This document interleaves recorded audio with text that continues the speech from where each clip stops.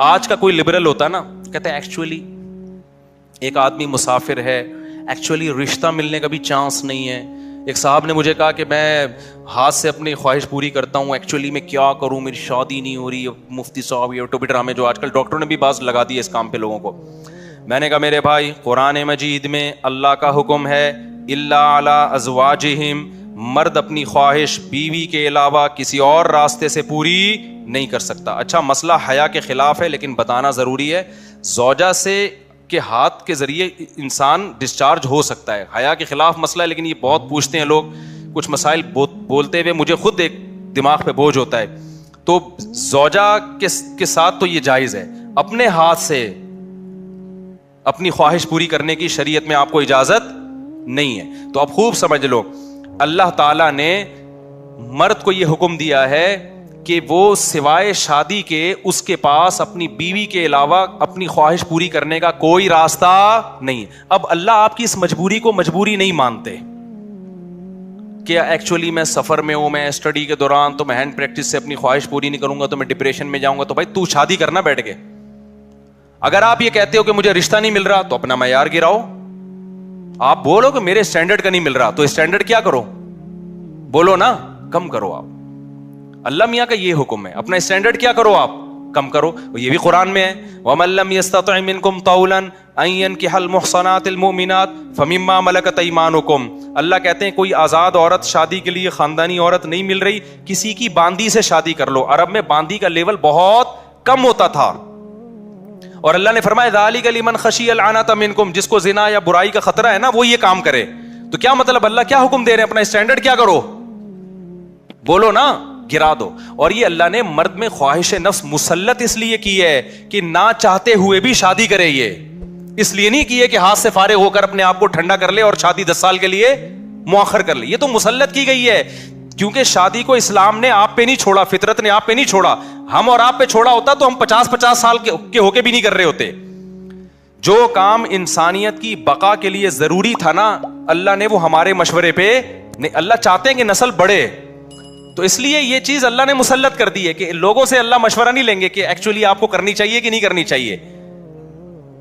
اللہ مسلط اتنی کر دیتے, آدمی کہتا ہے بھائی میرا دماغ پھٹ رہا ہے, میں برائی کی طرف جا رہا ہوں, میرے پاس کرنے کے علاوہ اب کوئی آپشن ہے نہیں, تو مسلط ہو جائے. کیوں, اس کا فائدہ کیا ہوگا, مجبور ہو کے آپ نکاح کرو گے, ایک دوسری عورت کو بھی آپ برائی سے بچا لو گے, اور دونوں کے ملاپ سے اولاد ہوگی جو اللہ چاہتے ہیں کہ نسل بڑھے.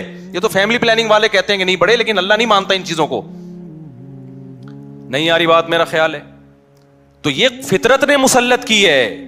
تو اگر ہم مجھ زنی کی اجازت دے دیں تو اس فطرت جو آپ سے چاہ رہی ہے آپ اس کے اگینسٹ چلنا, بولو نا شروع. مثال کے طور پر فطرت آپ کو بھوک لگاتی ہے روٹی کی, کیوں لگاتی ہے, چوری کر کے کھاؤ.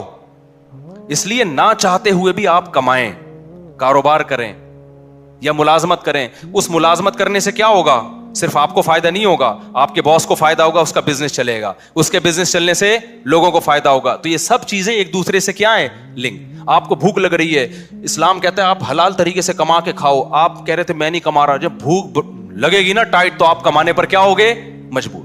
پھر آپ بزنس کرو گے, اس بزنس سے آپ کو بھی فائدہ ہوگا اور قوم کو بھی فائدہ. تو کچھ کام قدرت ہم پہ مسلط کر کے کرواتی ہے تاکہ لوگوں کو اس سے کیا ہو جائے, فائدہ, ہمارے نہ چاہتے ہوئے بھی فائدہ ہو جائے.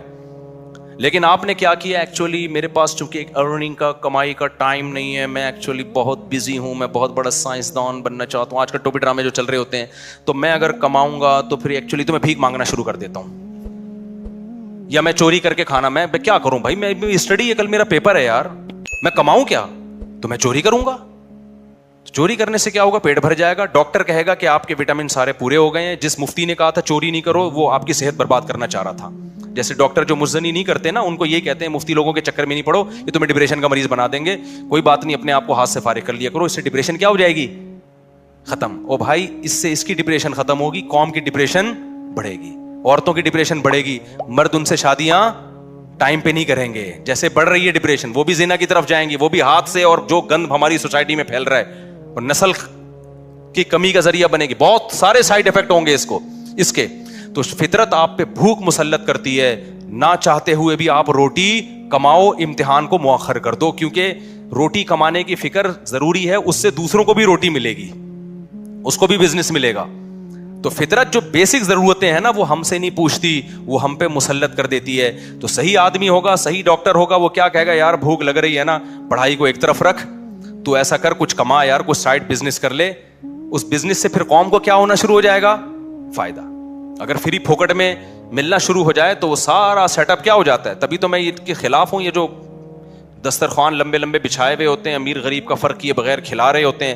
اس کا نقصان یہ ہے کہ لوگ اپاہج بن جاتے ہیں, پھر ملازمت کرنا چھوڑ دیتے ہیں. مزدوری مہنگی ہو جاتی ہے, کیونکہ مزدوروں کو جب فری میں اتنا مل رہا ہوتا ہے وہ کہتے ہیں اب ہمیں ضرورت کیا. ہاں کہیں ایسے مزدور ہوں جن کی دہاڑیاں کم ہوں, وہ ایک الگ بات ہے. تو اب سمجھے, اسلام اور دین فطرت ایک ہی چیز کے دو نام ہیں. تو اللہ میاں نے جب حکم دے دیا ہمیں کہ تمہارے پاس نکاح کے علاوہ کوئی راستہ نہیں ہے, تو اٹ مینز اب کوئی راستہ نہیں. اگر کسی کو لت پڑ چکی ہے تو توبہ کرے, عادت چھوڑنے کی کوشش. وہ جو ہے نا, ابھی کسی نے میرے نام پہ وہ بنا دی, وہ جو ہوتے ہیں نا اسماعیلیاں, بولو بھائی کے نام سے بنا دی. جب سے واٹس ایپ پہ نا کوئی بات کوئی جواب نہیں دے رہا تو بولو بھائی اور میری تصویر لگی ہوئی ہے, تو ایک آپ اس کو کیا بولتے ہیں, ایموجی. تو ایک ایسا اسٹیکر بناؤ جس پہ وہ ایسی کی, اور اس کا مطلب اس میں کوڈ ورڈ ہے, یہ خفیہ پیغام ہے.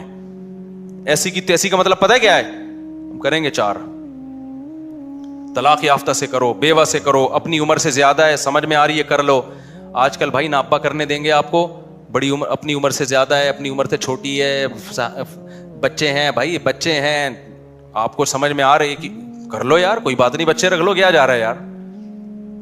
تو دنیا مسافر خانہ ہے بھائی, ٹائم پاس کرو, ٹھیک ہے نا, ثواب کماؤ, آخرت کے لیے تیاری کرو. وہ ایسے ایکچولی معیار, ایک صاحب نے آج بتایا کہ وہ میرے بیٹا کا تھوڑا سا چھوٹا ہے, جو لڑکی کا رشتہ ہے وہ تھوڑی سی 1 انچ اونچی ہے. میں نے کہا فضول باتیں میرے سامنے آ کے نہ کیا کرے یار, وہ اتنی ایکچولی وہ جوڑ کے شادی نہیں ہے. تصویریں تھوڑی کھنچوانی ہے تم نے پروفائل میں جا کے یار, اچھا رشتہ ہے یار, 1 انچ لمبی ہے تو کر لو, کیا ہو گیا. بچے کم از کم تھوڑے سے قداور پیدا ہو جائیں گے. تم ٹھگنے ہو, بچے بھی اتنے سے ہو گئے,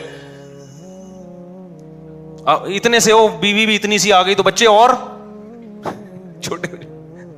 وہ ایک آدمی کی بیوی چھوٹی سی تھی نا, تو بچے کو کھلا رہی تھی اور کہہ رہی تھی جلدی جلدی کھانا کھاؤ, بڑے ہو جاؤ گے. تو وہ تنگ آ کے کہتا ہے, جل کے کہتا ہے یہ بڑے نہیں ہوں گے.